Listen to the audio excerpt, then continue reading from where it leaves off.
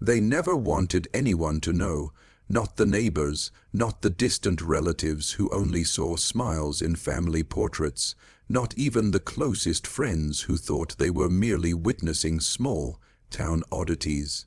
But beneath the surface, in the creaking floorboards and behind the lace curtains, there existed a marriage so entangled in secrecy, so suffocatingly insidious, that the truth had to be buried.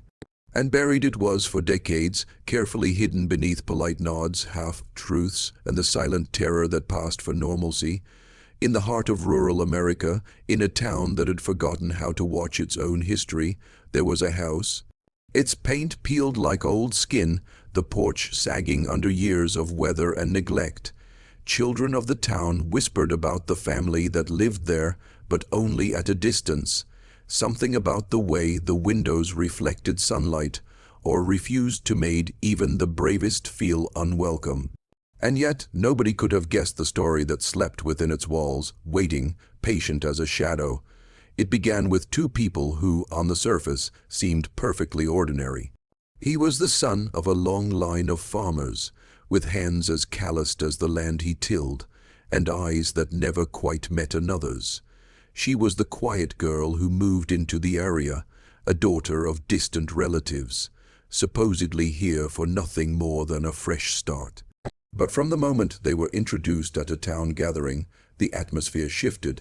There was a closeness, a familiarity in their gestures and glances that unsettled even the adults who had seen marriages bloom and die with predictable ease. No one would speak aloud what they saw. Words like wrong or forbidden never left lips. Still, the weight of something unnatural hung in every room where they lingered.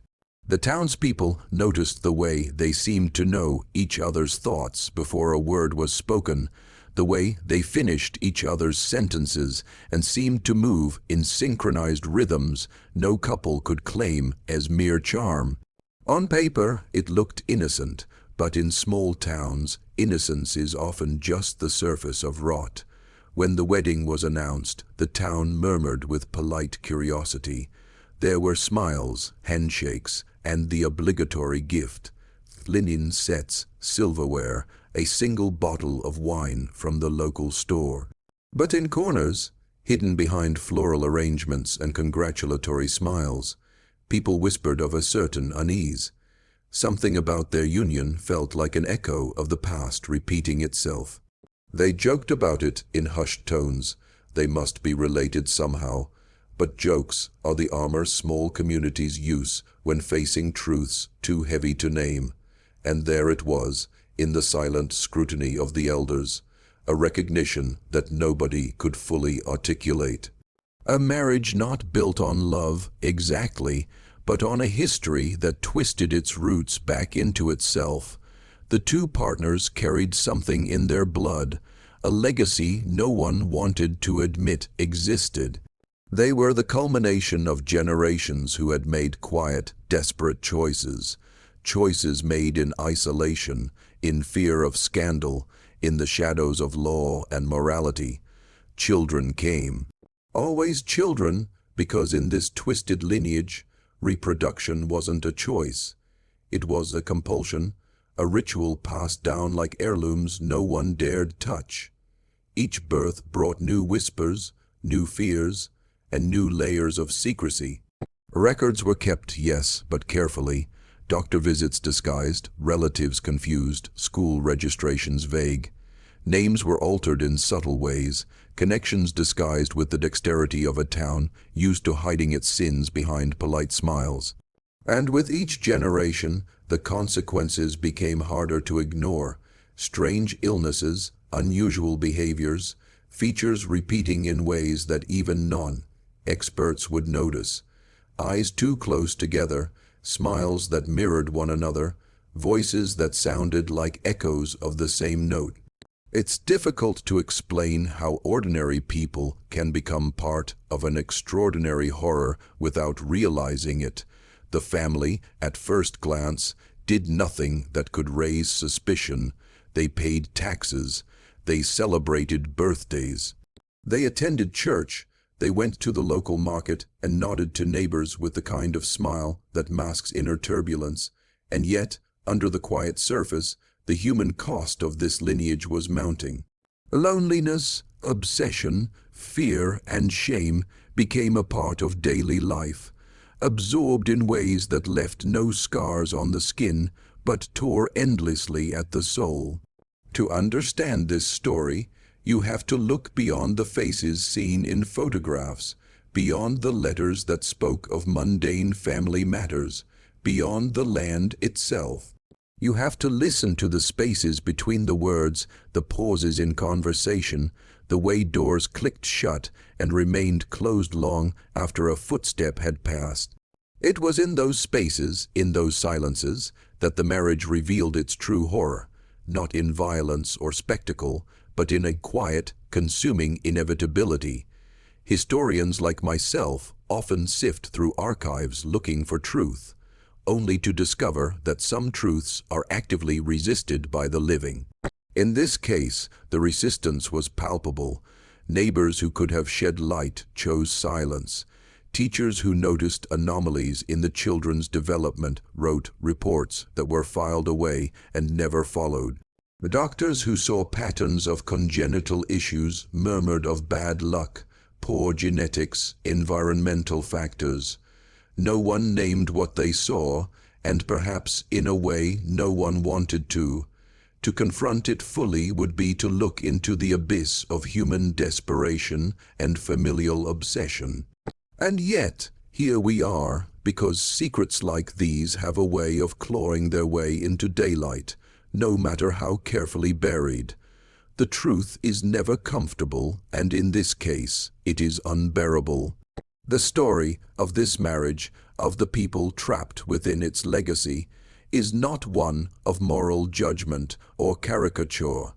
It is a testament to the fragility of boundaries, the ease with which human nature bends when isolated, and the terrible inertia of generations choosing repetition over reflection.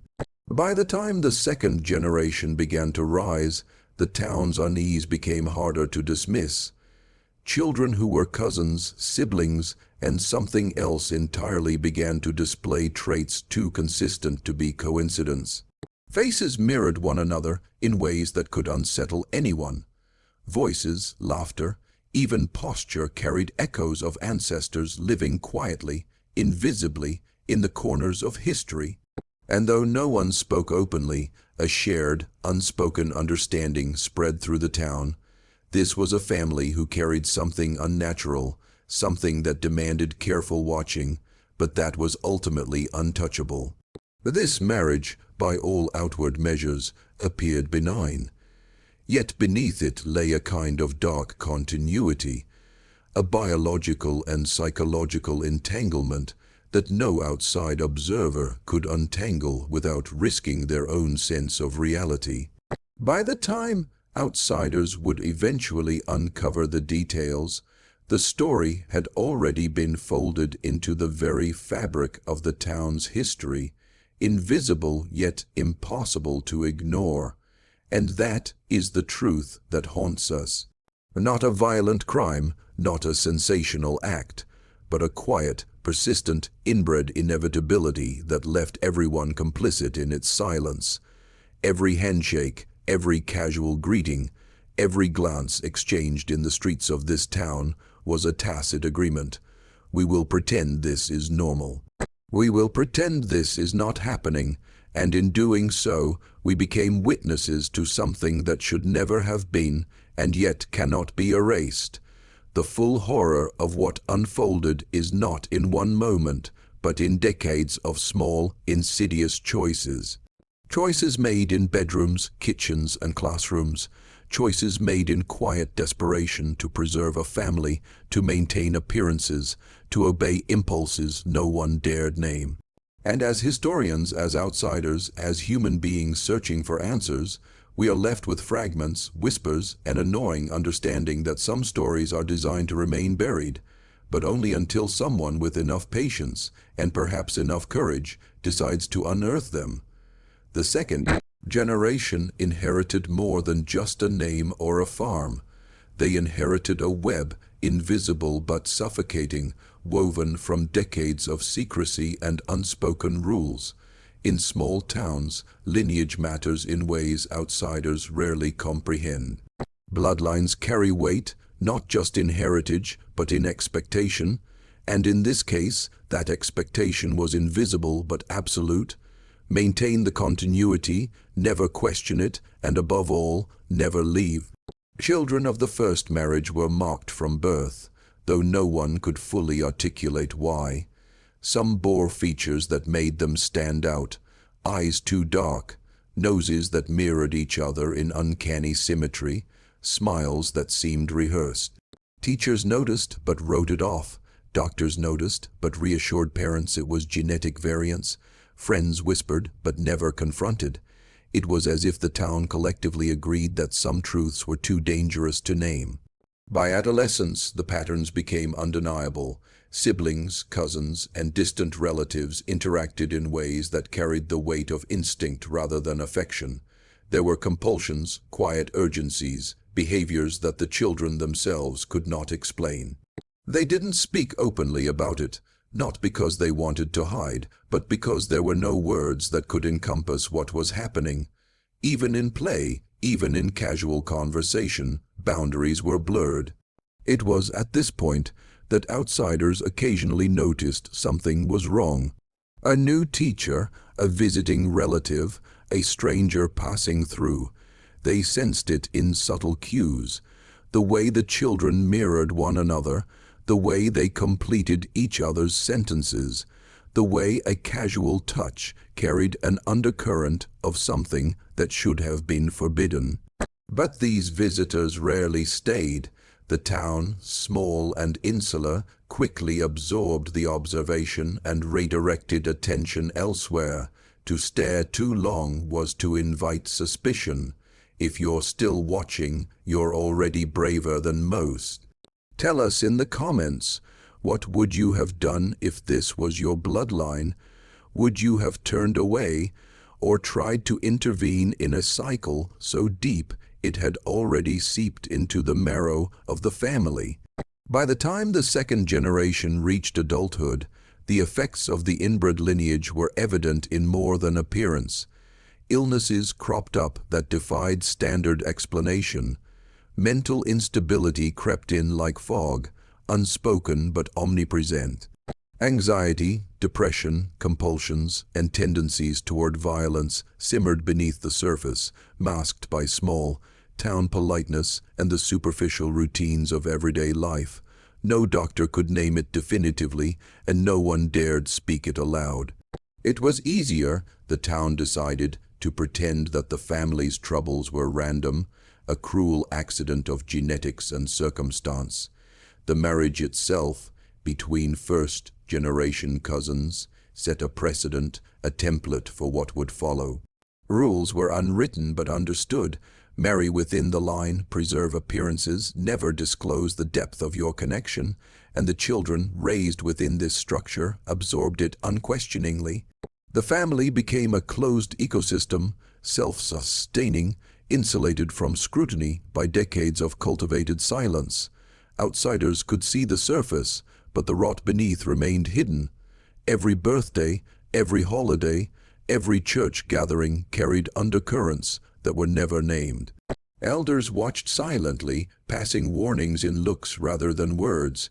The family members themselves often struggled to define what was normal, because for them it always had been. They could feel the weight of expectation pressing down on every choice: who to love, who to marry, even how to speak. Autonomy was a concept only whispered about, abstract and unattainable. This is the cruel paradox of inbreeding in isolation. It isn't always violent, it isn't always immediately catastrophic, but it is corrosive, wearing away at instinct, at choice, at the subtle architecture of human relationships. By the time the third generation appeared, the consequences were inescapable. Physical and psychological anomalies compounded with each birth. Siblings resembled one another in ways that were almost unnatural.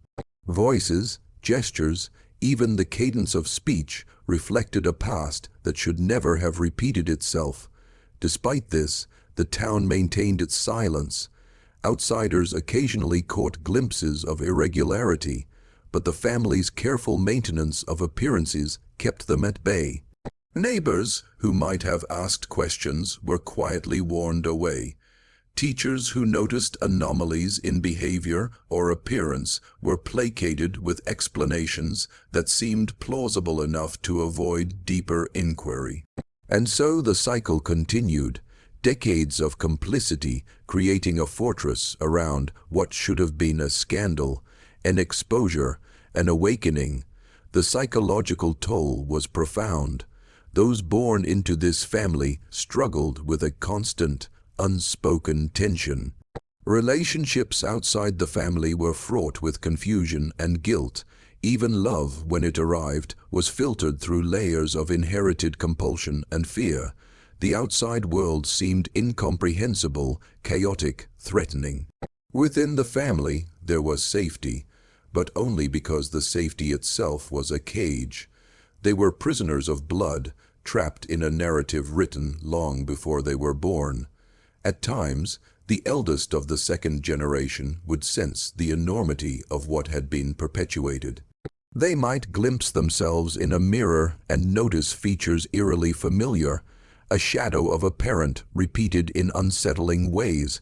They might attempt to leave, to escape the weight of expectation. But the town, subtle in its enforcement, ensured most never truly succeeded. Jobs, relationships, reputations, every aspect of life could be subtly undermined by gossip, by misdirection, by the quiet consensus that the family must remain within the line. And then came the revelations, the ones that could no longer be contained. Old journals, long, buried letters and careful genealogical research revealed the patterns that had been hidden in plain sight. Cousins married cousins, siblings intertwined in ways meant to preserve blood and property, all while maintaining an outward appearance of normalcy. These documents, discovered decades later, painted a picture of deliberate, persistent inbreeding. It wasn't reckless. It was methodical. It was, in its own dark way, a family attempting to preserve its identity while the world around it moved forward, oblivious. By the end of this period, the consequences were impossible to ignore. The family tree had become a web, knots overlapping and twisting in ways no outsider could unravel. Genetic anomalies became commonplace. Emotional instability became a norm, and the town, while still silent in the face of direct acknowledgement, had learned to watch the family from a distance, to nod politely at their appearances, to avoid questions that could not be answered without confronting the unspeakable. The horror is not in shock or spectacle. It is in the quiet persistence, in the inexorable weight of history repeating itself. It is in the knowledge that choices, even subtle ones, made decades ago, can echo through generations, leaving a mark that cannot be erased. It is in the realization that what seems ordinary, church attendance, birthday celebrations, polite smiles, can conceal a reality so disturbing that most people would rather look away than face it. By the time the third generation came of age, the family had become a living archive of inherited secrets. Faces, bodies, and behaviors bore the unmistakable stamp of decades of repetition. What outsiders saw as coincidence or bad luck, insiders recognized as inevitability. Every birth, every relationship, every small decision seemed predetermined, a continuation of a legacy no one had chosen, but everyone was bound to follow.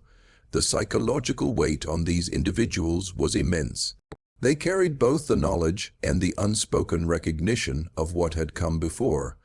Children who were only supposed to be cousins were instinctively drawn together in ways that society condemned but the family normalized.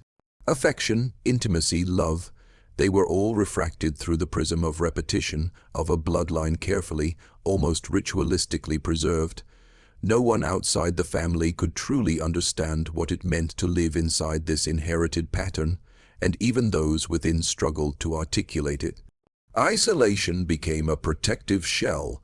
The family, aware of the judgment and horror the world would bring, retreated further into itself. Social invitations were declined, distant relatives kept at arm's length, and neighbors' curiosity deflected with practiced charm. And yet, for all their secrecy, there was a certain inevitability that could not be avoided. The family's history, like a shadow, stretched across generations, touching everything they did. It shaped marriages, friendships, and even the mundane act of conversation. Every choice was influenced by what had come before, whether consciously or unconsciously. By this point, some members began to recognize the consequences more clearly. Genetic disorders, emotional fragility, and social maladjustments were no longer anomalies, they were patterns. Siblings mirrored one another not just in appearance, but in temperament, in habits, even in minor physical quirks that should not have repeated so predictably. The family, once merely eccentric, now bore the mark of inbreeding with undeniable clarity. Yet even then, the unspoken rules held. Marriages within the line continued, justified by tradition, necessity, and the invisible coercion of legacy. Outside, observers occasionally stumbled upon fragments of the truth. A genealogist piecing together public records, a journalist examining old obituaries, or a relative tracing a family tree might sense something unusual, but most stopped short of full inquiry. The layers of secrecy were reinforced by decades of small-town complicity, by documents carefully altered, by memories blurred and reinterpreted. The story of the marriages, was buried beneath layers of denial and polite avoidance. It was a secret maintained not only by the family, but by the town itself. What makes this story unbearable is not simply that it happened, it's that it continued, almost meticulously, across decades. Each generation was shaped by choices made long before they were born. Each marriage was a repetition of the last, a shadow of previous unions. The family's identity became inseparable from the act of hiding itself. To leave the cycle was unthinkable, to question it, even in private, was almost impossible. And yet, the consequences of participation, emotional trauma, illness, a warped sense of normalcy, were unavoidable. The marriage and the family it produced existed in a world of its own creation. It was a microcosm governed by laws older than the individuals themselves, laws of blood, of secrecy, of repetition. Within this closed system, morality and instinct were warped, rewritten by necessity and survival. Love and affection became entangled with fear and compulsion. Normal childhoods were rare, replaced by a subtle, continuous negotiation between desire, obligation, and the invisible rules imposed by lineage. This is where the story turns from merely unsettling to psychologically devastating. The horror is not in violence or sudden catastrophe. It is in inevitability, the quiet, creeping realization that freedom, choice, and innocence were luxuries the family could never know. Every attempt to escape the pattern was met with subtle social reinforcement. A look from an elder, a whispered remark from a neighbor, a quiet insistence that tradition must be preserved. It was never shouted, never legislated. It was understood, absorbed, and enforced in the subtlest ways possible. And yet, there were moments of clarity, fleeting glimpses into what might have been if the cycle had been broken. Some tried to leave, moved to other towns, sought education, attempted normal relationships, but the pull of blood, of habit, of inherited expectation was strong. Letters returned unanswered, jobs faltered under strange misfortune, Romantic relationships faltered against unseen psychological barriers. It was as though the family's history exerted gravitational force, keeping every member tethered to the lineage, to the inescapable legacy of that original, secretive marriage. It is impossible to overstate the weight of such a burden. Imagine living knowing that every choice you make, every emotion you feel, every attraction and every aversion might be the echo of generations of secrets, repeating themselves silently, invisibly, inside your very cells. The family's story is a haunting illustration of what can happen when secrecy, isolation, and human compulsion intertwine, a living testament to the dark persistence of inherited patterns. Even now, the house where it began stands, silent and weathered. Neighbors pass by, children grow up, the town changes, but inside, the echoes of that original marriage linger. In the laughter, in the arguments, in the subtle mimicry of gestures passed down through decades, the story continues. History is not always written in textbooks or court records. Sometimes it is written in the blood of the living, in choices made in shadows, in the invisible inheritance of those who came before. To confront this story is to confront a quiet, relentless horror, the knowledge that human beings, when left to their own devices in isolation, can repeat patterns with shocking precision. That love, desire, and familial obligation can become entangled with compulsion and secrecy, producing outcomes that are both intimate and grotesque. That normalcy can exist alongside monstrosity, and the line between them can blur so completely that the world outside might never understand. And so the marriage, the lineage, the secrets all remain, buried yet persistent, quiet yet unrelenting, a warning that history, human nature, and hidden desires are forces far stronger than appearances suggest. They ripple through time, through generations, shaping lives in ways the world outside may never see. And for those who uncover the story, there is a lingering unease, the knowledge that even when hidden, the past is never truly gone, and some legacies cannot be escaped. The true horror, then, is not just what happened. It is that it could continue quietly, imperceptibly, beneath the surface of everyday life. A marriage that should never have existed, a bloodline that should have ended, a town that should have known better. And yet, here it is, a testament to secrecy, to silence, and to the inescapable weight of human repetition.